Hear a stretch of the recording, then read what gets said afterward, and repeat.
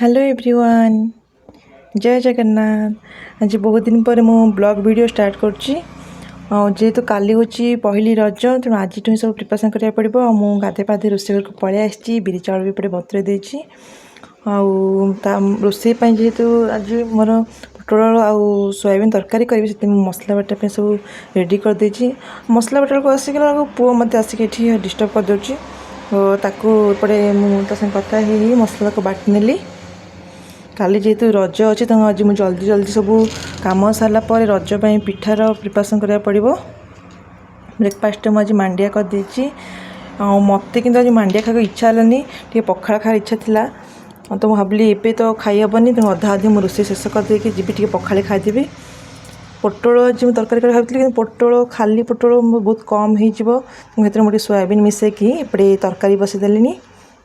पू को सेपटे जेजेमा पाखे छाड़ी देके आसी पाखे खेलुचे तो एपटे मुझे पलि आसी रोषे करदेवी जल्दी जल्दी। सेपटे गैस रे मु तरकारी डाली भजा सब करदेली एपटे आसला बेलू भात होता तो भात गाड़ी रखीदी।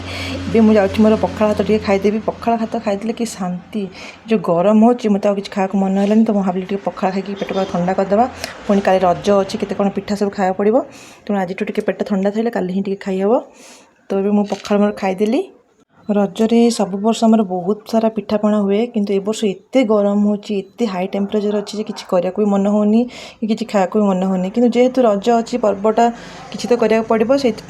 मु सकाळे जो बिरी चाउल बतुरे थी खाई सारापर लंच सारापर मुझे बसिक बाटी दूसरी पुओ भी शोची ना पुओ उठी पड़े मत डिस्टर्ब कर कुछ करदेवनी तो से शोई पड़ी बोली मुझे भाविली टाइम ही बिरी चाउल सब धोई देवा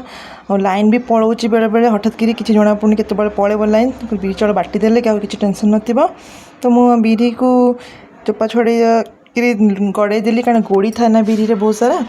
तो गड़े गाड़े सब मुझे धोई था कि बाटी देला पुओ आमर जोटा ही डर था है पुओ आमर उठी पड़ला। पुओ शोईकी उठी पड़ता बोले क्या पाखे रोना मो पाखे टे रखिकी पुणी माँ पाखे छाड़देली। बाहागर पूर्व तो झील बेले रजरे सब बो करे तो आमे खाली देखू पिठा खाऊ नुआ ड्रेस पिंधिकी एंजॉय करूँ आउ सेमती किसी कामर टेंशन न थाए कि बोहू है निजक भी सब किसी करा पड़ो। तो मत कहे आपण मैंने रज सब केमती सेलिब्रेट करती कमेंट करेंगे। ये पुओ मोर निदर उठिकी जमा क्या पाक जाऊनी मो पाखे लाखी अच्छी तापर मुझे बुझी सुझे कि बों पाखे छाड़देली बस पड़ी बिरी चाउल सब बाटियापाई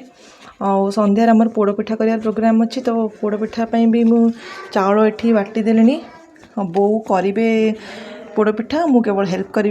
कारण मत भाग माप जना ना तो मुझे हेल्पर साजिकी सब हेल्प करी बों को जहाँ जहाँ से कहे तो बो ये पोड़ पिठार प्रिपरेसन स्टार्ट कर देइचंदी मुझे हेल्पर टिके मझे मझे सब हेल्प कर दूची। रज जेहेतु तो पोड़ पिठाटा मेन ना आपण मैंने कहे आपण घरे सब रजपाई कौन कौन सब पिठा सब तैयारी होती वर्ष सब वर्ष पोड़ पिठाटा आम चुली रे हुए किंतु